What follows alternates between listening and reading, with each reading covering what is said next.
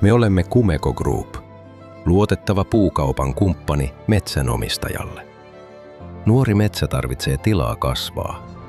Ensiharvennuksessa pienemmät puut poistetaan ja hyödynnetään energiapuuna. Tästä alkaa matka, jossa metsäsi puu muuttuu lämmöksi arkeen. Ensiharvennus antaa jäljelle jääville puille tilaa vahvistua. Säästöpuut ja lahopuut jätetään metsään. Eri puulajit tekevät metsästä elinvoimaisen ja monimuotoisen. Näin metsä jatkaa kasvuaan vahvana. Nuoren metsän hoito on panostus tulevaisuuteen. Poistetut puut kuivuvat välivarastossa ja ne haketetaan tienvarressa tai terminaaleissamme.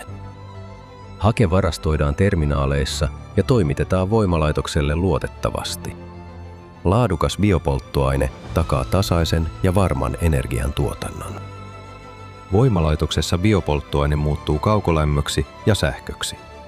Se lämmittää koteja, kouluja ja päiväkoteja. Energia syntyy kotimaisesta puusta, suomalaisista lähimetsistä. Tämä energia näkyy arjessa, lämpiminä rakennuksina ja lämpimänä vetenä. Sinun metsäsi ensiharvennus on osa tätä ketjua.